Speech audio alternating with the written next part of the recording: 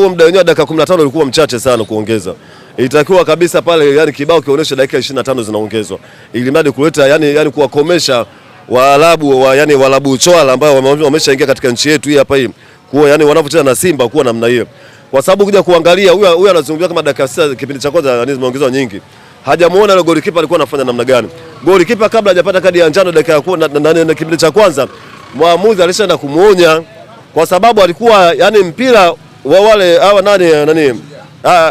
nani wanaokota mpira wanamrushia mpira lakini anaenda kuchukua mpira mwingine. Kipindi cha kwanza tu mwamuzi kaenda anambia bwana wewe mbona unapoteza muda? Alafu sehemu ya kupiga golikipa apige golikipa anaenda kama anataka kupiga golikipa hapo anamuita beki aje kupiga mpira. Mwamuzi anaenda kumuonya. Na ndio maana tukapata dakika 6 na dakika kuongezwa sio za Simba ili watu walielewe. Dakika ni za watu wote kuongezwa. So umeona mpaka hapa Salum.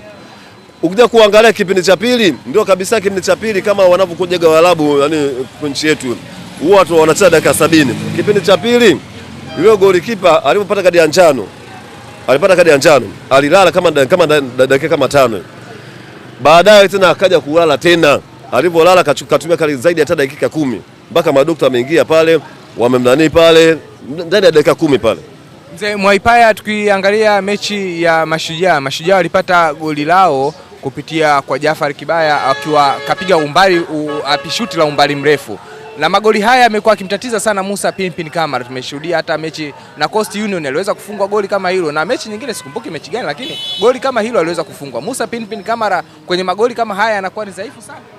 Golikipa wote mzuri ndio magoli wanaofungwa pale. Magolikipa wote wazuri duniani. Kwa sababu ukija kuangalia kwanza pale yeye alishajua kabisa huyu Yusuf Kagoma na mwenzake yule Diba Mavambo watakuwa wameshauri katika eneo lao na walikuwa na nafasi ya kumkaba yule Jafar Kibaya. Na yule Pinpin Kamara alikuwa anajua kabisa bana huyu Jafar Kibaya anamtafuta mtu ampasie. Lakini kumbe yeye alichoangalia kwamba bana ngoja ni bora nijaribu hapa naweza nikapata chochote pale. Hilo huwezi kumlaumu golikipa Musa Kamara kwa sababu ukishakuwa tena hilo Jafar Kibaya kapiga impossible yengo, umeelewa? Ni impossible yengo. Angepiga kushoto kwa golikipa ile sio goli. Lakini alipiga hapa kwa sababu anaona kabisa huyu golikipa huyu mpaka aje kulala chini hapa mtiale mpira umeshapita. Kama angepiga Jafar Kibaya angepiga juu lile sio goli. Lakini kwa sababu mpira chini unaenda kwa kasi zaidi. Kwa hiyo alichofanya yeye pale akasema ngoja nipige kwenye impossible yengo pale. Ndio likawa goli pale.